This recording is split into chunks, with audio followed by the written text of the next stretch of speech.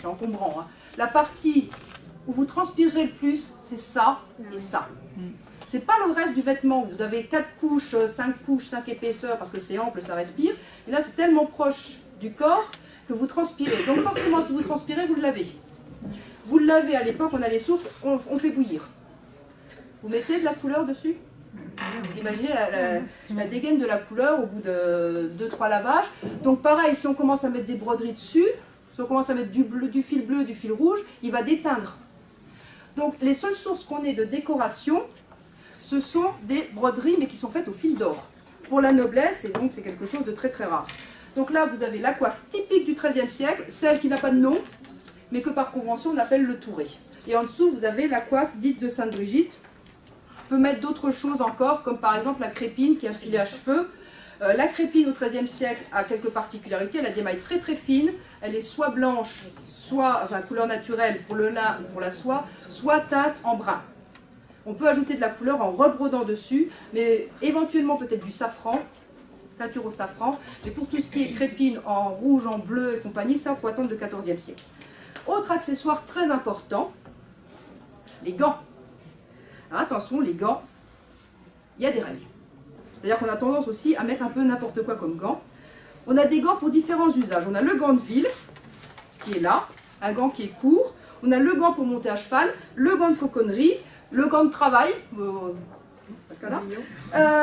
il convient de absolument pas les confondre. Vous ne pouvez pas vous promener en ville avec des gants qui vont jusque-là. Ça, c'est des gants de cheval et encore. C'est une erreur au niveau du goût qui est phénoménale. C'est-à-dire que si vous vous promenez en ville avec vos gants qui arrivent là, c'est bon, ça fait le tour de toute la ville, ça arrive au château et la prochaine fois que vous apparaissez, tout le monde sera mort de rire en vous voyant. Hein. Il y a une angoisse vraiment dans les textes de ce qu'une certaine Christina appellerait le fashion faux pas. C'est un phénomène réel au XIIIe siècle. Donc déjà là, c'est valable. Donc les gants sont souvent blancs parce qu'ils évoquent la blancheur de la peau, qui est un signe de beauté et de noblesse. On met les bagues dessus, alors c'est là que ça va devenir compliqué. Le chic, c'est de ne porter que le gant de la main gauche, et de porter le gant de la main droite dans la main gauche. Voilà, vous tenez le gant comme ça. Quand vous croisez quelqu'un, vous lui serrez la main, évidemment, enfin, si vous devez tenir quelqu'un, vous ne portez pas de gants, donc vous devez enlever le gant avant. Si vous allez dans une église, vous n'entrez pas avec les gants, sauf si vous êtes l'évêque. Et bon, c'est un peu rare. Les gants, on ne les porte pas à sa ceinture. C'est là que ça devient rigolo. C'est là que vous avez votre sac à main humain. Donc la servante qui porte les gants à sa ceinture. La servante ou l'écuyer pour les messieurs. C'est comme ça que Richard Cœur de Lion s'est fait attraper en Autriche, parce que son écuyer avait porté les gants à sa ceinture et il avait mis les armoiries royales d'Angleterre en évidence. Ce qui était normal à la cour d'Angleterre, il avait l'habitude, le pauvre gars, mais ça a fait que Richard Cœur de Lion s'est retrouvé en prison, il y a eu une rançon, enfin bon bref, Robin des Bois et tout. Mais c'est assez marrant aussi, c'est-à-dire que vraiment, le costume noble 13e se conçoit aussi avec un serviteur. Donc on peut appeler ça Kama éventuellement, puisque c'est lui qui va porter toutes vos affaires, il va porter aussi votre argent. Hein. Il va porter vos gants, il va porter tout ce dont vous avez besoin, vos bagues quand vous les enlevez. Donc là, ce sont des tas de petites choses qu'on apprend dans les textes. Et quand on regarde un petit peu, quand on commence à regarder les images, une fois qu'on a regardé ces textes, on se rend compte que c'est à peu près correct. Alors, je finis vite fait, parce que là, on va avoir une deuxième sonnerie, donc je peux pas, on va se faire tuer. Au niveau des tissus et des couleurs, donc ça, chose très importante, c'est donc ce qu'on appelle une robe. La robe, c'est l'ensemble des 3 pièces, parfois même jusque 6 pièces, qui composent le vêtement complet. Donc cotte, surcot, manteau. Chaque élément s'appelle le garnement, donc ce qui a survécu dans la langue anglaise en tant que garment. La robe est dans le même tissu, tout simplement parce que vous devez être capable de vous payer les 12 mètres de tissu nécessaires à la confection d'une robe sur 1,80 m, et tout est utilisé. Vraiment, tout est utilisé pour la conception du tissu, et vous ne concevez pas votre tissu de la même manière quand vous avez un bloc de 12 mètres que quand vous avez 3 blocs de 4 mètres. Par exemple, ce dont je me suis rendu compte quand j'ai fait mon propre costume, c'est que les manches, je les ai coupées dans les chutes du manteau demi-circulaire. Et je me suis retrouvée avec des manches dans le biais, collées au bras, collées sur l'avant-bras, et qui, sur l'épaule, faisaient exactement les mêmes plis que sur les sculptures gothiques, sans avoir à plisser ou quoi que ce soit. Donc je pense que ça c'est un petit peu le genre d'expérience archéologie expérimentale, couture expérimentale, qui montre aussi l'intérêt de couper son tissu, de couper son vêtement dans un tissu qui est beaucoup plus grand. Donc, plus le rang est élevé, plus il y a de tissu. Les livres de comptes, c'est très intéressant. Par exemple, quand on a les livres de comptes royaux, on voit les achats pour le roi, les achats pour la reine, les achats après... plus vous descendez dans l'échelle sociale, moins il y a de tissu. Hein, puis le tissu est de moins belle qualité aussi. Donc c'est un siècle qui n'a pas de fanfreluche, pas de broderie. Donc la richesse, elle passe là-dedans. C'est là qu'elle est la richesse. C'est pour ça que vous avez autant de tissus. C'est pour ça qu'il faut se déplacer en montrant qu'on n'a pas à travailler. C'est pour ça que vous avez aussi un autre phénomène, je ne sais pas si vous le voyez bien, c'est la traîne. Ça, c'est les curés. La traîne à l'arrière. Enfin, les curés, mélange de curés et de bonne manière. C'est-à-dire que quand vous vous baissez, quand vous vous penchez en avant, on ne doit pas voir vos chevilles. Là, c'est bon, hein. Voilà, on ne risque pas de les voir. Mais ça, justement, les curés vont râler après ça parce que c'est trop long. Mais ça montre votre richesse. Donc, vous avez un choc entre les conventions sociales et les conventions religieuses. Donc, très souvent, on en voit un petit peu balancer. Enfin, on s'arrange un petit peu, on contourne vraiment les conventions religieuses. Donc, la mode est un phénomène réel au XIIIe siècle. On peut dater aussi le vêtement par le type de tissu qui est utilisé. Ça, c'est la révolution industrielle des tissus au XIIIe siècle. Première moitié du siècle, vous aurez des tissus, c'est égal, hein, mais vous aurez encore pas mal de tissus, donc de ce qu'on appelle par exemple les worsted, donc des tissus qui s'effilochent assez facilement, qui sont un cauchemar à coudre, ce qui est le cas ici. Et deuxième moitié du siècle, vous aurez des tissus, donc des laines grattées, foulées, qui sont beaucoup plus imperméables, beaucoup plus douces au toucher. Et parfois aussi peut-être un petit peu plus chaudes. On voit ça dans les textes également, en particulier un tissu qui s'appelle le habergé, qui est le tissage, ce qu'on appelle communément le tissage diamant. On l'a dans le livre de comptes royaux au début du XIIe siècle, 1248, il est déjà sur des paysans.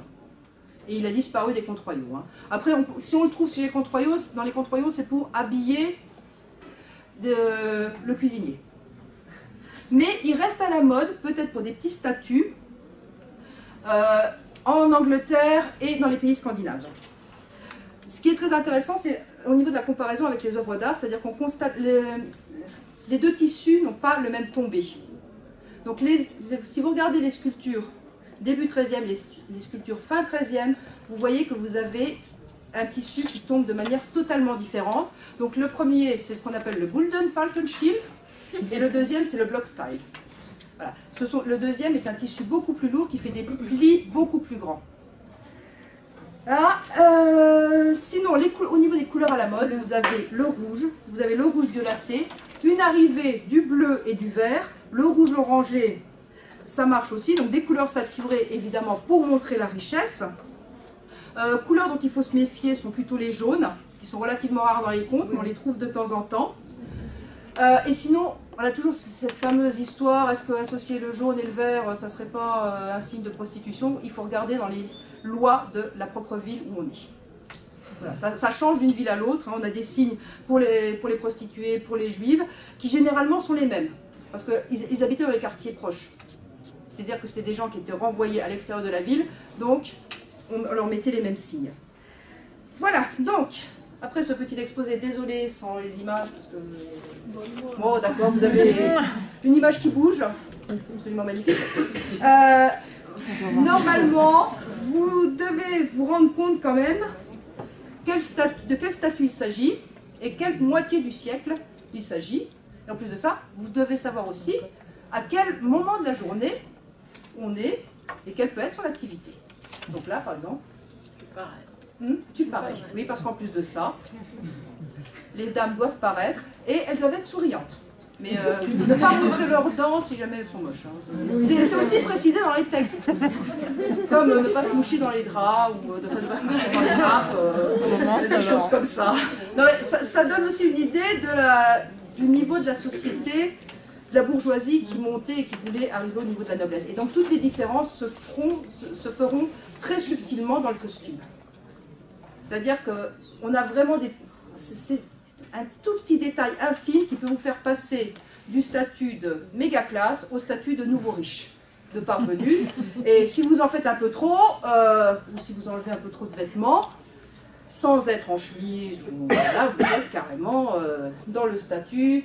Je vais travailler aux études, mais si je me fais un client ou deux avant, c'est pas mal. Voilà, donc... oui, donc là, je le fais passer. Oui, si tu veux. C'est juste pour vous montrer. Voilà. Bon, ça c'est de la laine qui n'a pas été tissée main. Ça c'est du tissé main. En revanche, j'ai 2 accessoires qui ont été faits au métier à tisser, pour que vous ayez une idée de ce que donnait le tissage main à cette époque-là. Donc avec des trames un peu diverses, celle du voile est relativement lâche. En revanche, celle de Montouré, par exemple, est beaucoup plus serrée. Donc ça, c'est une expérience qu'on a faite. Voilà, parce que le touré, alors là par exemple, je porte le touré se retrouve quasiment pendant toute la durée du XIIIe siècle. C'est la coiffe emblématique du XIIIe siècle, mais cependant elle va changer de forme, et c'est aussi un des indicateurs que l'on a pour placer sur l'axe chronologique du XIIIe pour placer le costume. Celui-ci, il est mi-13. Alors pourquoi est-ce qu'il est mi-13? Tout simplement parce qu'il n'est pas très haut et parce qu'il présente un profil légèrement évasé.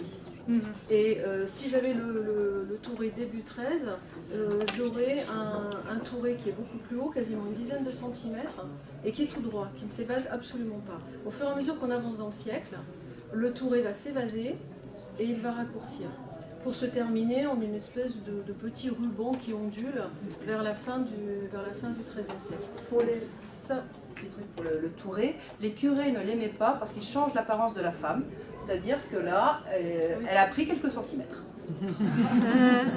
Ce simple fait-là modifie l'apparence physique, et si vous regardez les premières œuvres, les premières représentations du touré vers 1200, c'est un accessoire que l'on trouvera très souvent chez les femmes, sur les femmes qui vont en enfer. Donc dans le chaudron de l'enfer, vous avez plein de tourés. Et ça modifie le port de la tête.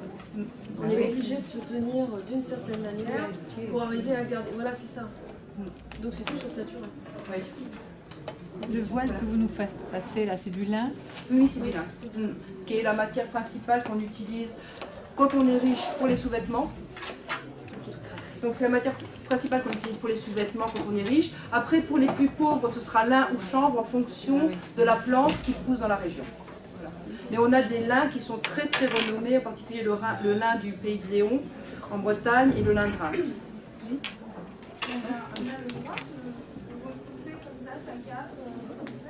Ah oui, il était conseillé justement de faire... On disait aux femmes de faire le pan, de montrer, et c'est aussi un moyen aussi de montrer son importance sociale, c'est-à-dire que c'est un vêtement qui empêche d'être proche. Non, pas avec la chemise. Non. Il y a tellement de plis. Non, il n'y a pas la chemise. Je vois pas comment on pourrait l'avoir. Il y a tellement de plis que... Si tu me demandes de descendre la marche, je pense que je serais d'avoir en sautant en plus. Oui. Vous arrivez quand même à marcher avec la cote qui est Oui. Ah oui. Mais en la tenant, oui. J'ai fait tout un château avec cette tenue, oui. Et donc on est obligé de tenir, de soulever les vêtements sans se déplacer. Il y a des moyens, par exemple si on a les bras chargés, c'est une sculpture qu'on voit sur la cathédrale de Reims, qui représente la luxure d'ailleurs. Elle n'a pas de moyens, mais sinon j'ai testé aussi dans un château, c'est remonter la cote, la passer dans la ceinture ou la passer dans les ouvertures du surcot pour que je puisse monter les escaliers sans risque. Ça fait partie un petit peu des accidents qui sont tolérés. C'est-à-dire que si vous devez descendre les escaliers à toute vitesse, vous ne pouvez pas les descendre dans cette position-là. Donc en cas d'urgence, ou si vous tenez quelque chose, je ne sais pas, vous êtes la dame, vous tenez votre enfant, vous n'avez pas le choix, vous devez passer comme ça. Donc, là, ça fait partie des tolérances. Mais bon, la luxure, elle ne descendait pas d'escalier.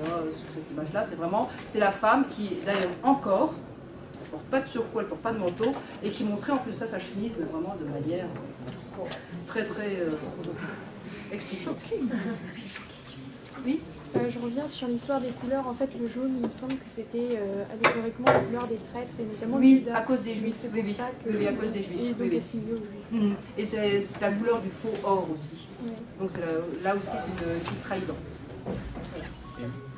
Et vous avez parlé de tissu lin et chanvre. Ça se trouve facilement dans le chanvre.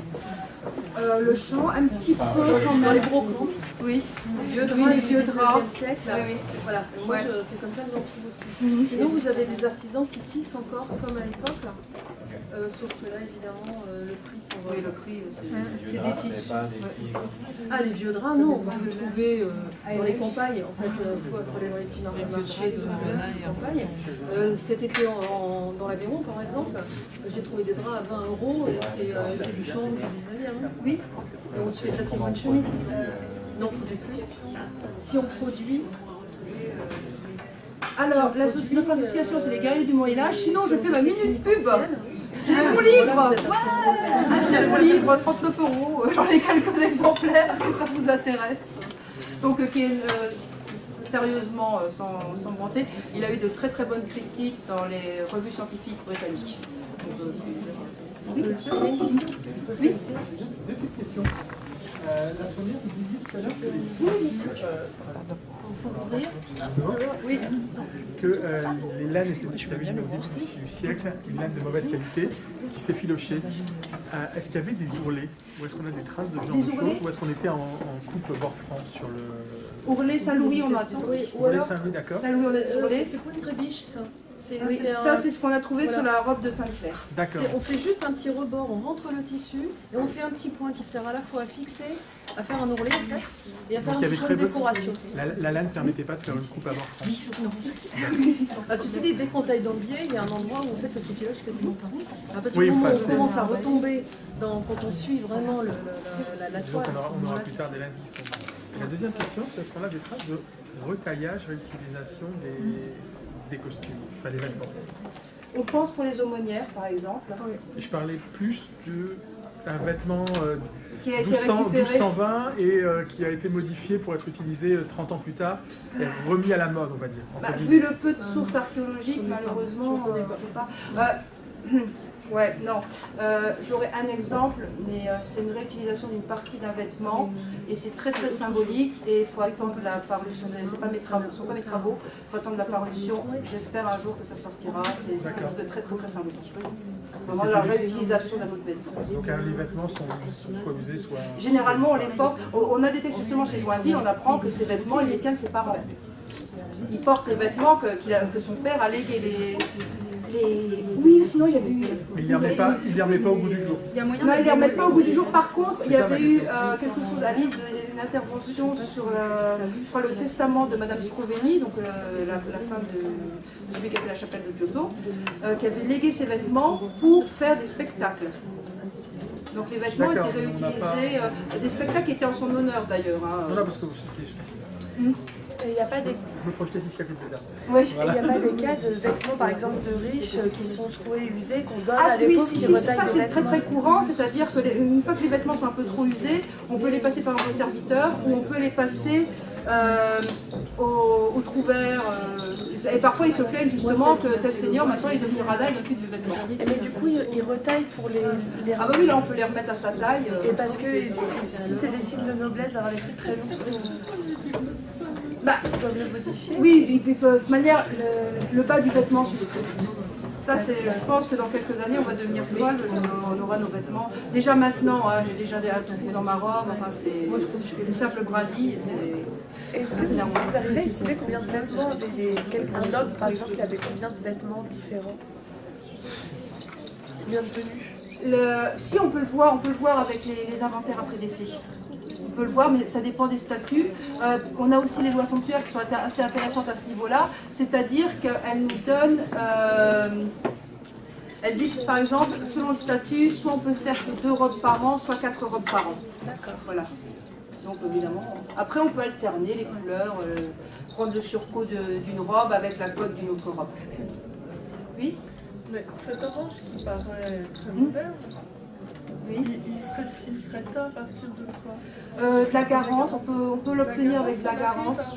Oui, oui, il suffit par exemple, du calcaire de l'eau. Selon le calcaire de l'eau, le nombre de bains qu'on peut faire. Oui, oui, oui. La garance, ça va du rose jusqu'au rouge très foncé. Toute la gamme. Ah, merci.